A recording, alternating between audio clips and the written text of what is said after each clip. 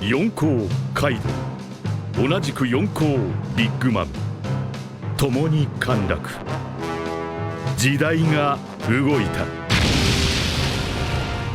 かくて四皇についたルフィの驚くべき目覚めが世界を震わせた。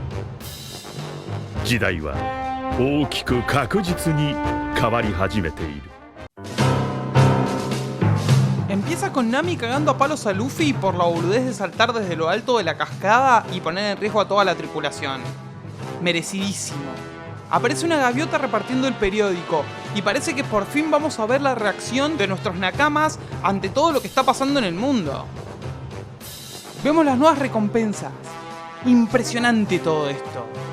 Nos recuerdan que Luffy tiene 5600 hombres. O sea que la gran flota de Luffy va a actuar en cualquier momento. Ya comenté todas las recompensas y más en el video anterior, donde analizamos no solo las recompensas de nuestros nakamas, sino cuáles son las recompensas más grandes presentadas hasta el momento. Dejo el enlace por acá y en la descripción por si quieren ir a verlo. Así que pasamos directamente a la isla donde vive Buggy. Karaibari se llama la isla. ¡Carajo! Crocodile y Mihawk. A ver, a Crocodile no lo vemos hace 1000. Vimos un cameo de él cuando Luffy se convirtió en el quinto emperador del mar y la noticia dio la vuelta al mundo. Si mal no recuerdo, antes de eso la última vez que lo vimos fue en Marineford. Hace más de 600 episodios. Mihawk más de lo mismo. De él sí vimos un pequeño arco al principio del segundo acto, muy cortito, habrán sido unos 6-7 minutos de él en pantalla y nada más. La presencia que transmiten, el magnetismo que tienen estos dos personajes es indescriptible. Gracias Oda por esto. Tienen a Buggy contra las cuerdas. Parece como que lo están extorsionando. Crocodile pregunta: ¿por qué eres tú el jefe, Buggy? Es lo que todos queremos saber. Mihawk dice: eres el primero que llegó emperador pidiendo perdón. Sería un mal ejemplo si te dejáramos con vida. Me alegro que Buggy la esté pasando mal. Siempre me cayó como una patada en las pelotas. Aunque sí, es muy gracioso. Aparece Mr. 3. Hacía 1000 que no lo veíamos. ¿Y se llama Galdino? Recordemos lo importante que fue este personaje. Sin él no podrían haberle sacado las esposas a Ace. Además demostró lo que vale en Impel Down, cuando se quedó peleando junto a Luffy contra Magellan. Y él hizo unos brazos y piernas de cera a Luffy para que pueda golpearlo, quedando ellos dos solos mientras el resto huía. Se recuenta con Crocodile. No está traicionando a Buggy. Nunca fue su subordinado. Estaba ahí porque se hicieron amigos nomás.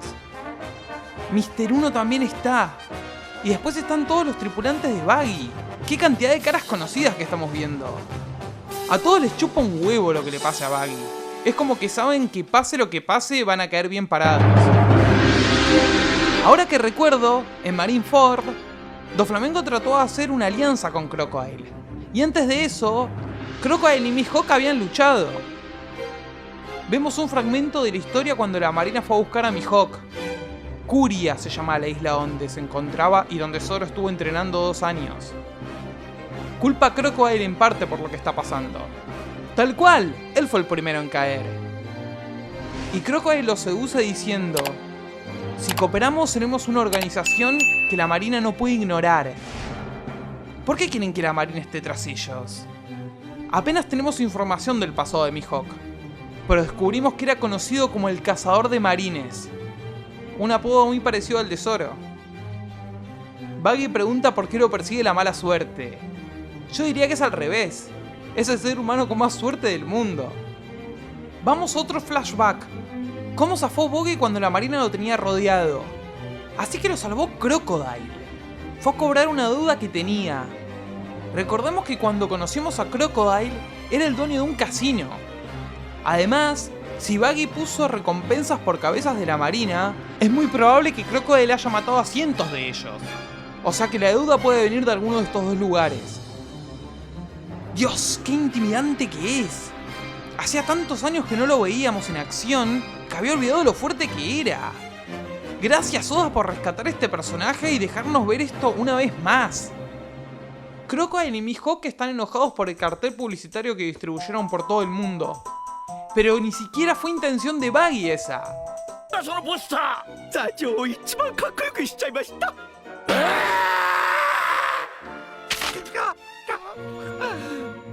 まだ誰にも見せてないよな。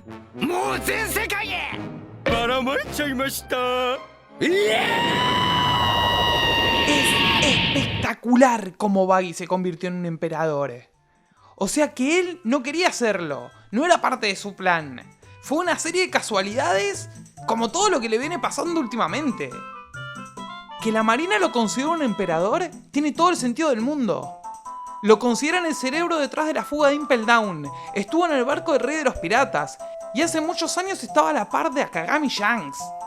Y en este momento, según la información que ellos tienen, alguien como Crocodile fue a ayudarlo cuando la Marina lo tenía rodeado. Y tanto Crocodile como Mihawk, hasta donde ellos saben, están bajo su mando. Volvemos al presente y Mihawk dice que no quiere ser un emperador. Dejemos que Baggy se lleve todos los flashes. Total, nos desharemos de él cuando queramos. ¡Dios! ¡Qué buen episodio! A ver, entonces repasemos. Mihawk debería ser el emperador en realidad, pero usa a Baggy como una cortina de humo. Esta alianza es parecida a la de Luffy, Kid y Lau. Todos los piratas están en guerra, incluso esta propia organización, pero están haciendo una alianza por algo, para buscar algo. ¿El One Piece? Es para eso esta alianza, ¿no? Porque Shanks ya empezó a buscarlo. Ver a estos dos de nuevo fue espectacular. Yo decía que Crocodile no iba a volver a aparecer porque realmente creía que ya su papel había terminado. Qué alegría que podamos volver a verlo. Encima parece que va a tener una participación activa. Seguramente lo vamos a volver a ver luchar. Pero verlo ahora y recordar su plan fue increíble. Es uno, por no decir el villano más elaborado de la serie. Recordemos que su plan era conseguir el arma ancestral. Como que todo el tiempo dejó en claro que por fuerza física no tenía pensado convertirse en el rey de los piratas. Su plan estaba más allá de eso. Con Plutón no había nadie que pudiera vencerlo. Y yo estaba negado totalmente a perdonarlo. De hecho, casi me da algo cuando Luffy en Impel Down lo libera. No lo podía creer. Pero tuvo su arco de redención en la guerra y ya limpié la pizarra que había entre nosotros. En fin, 10 de 10. Gracias Oda-sama por tanto.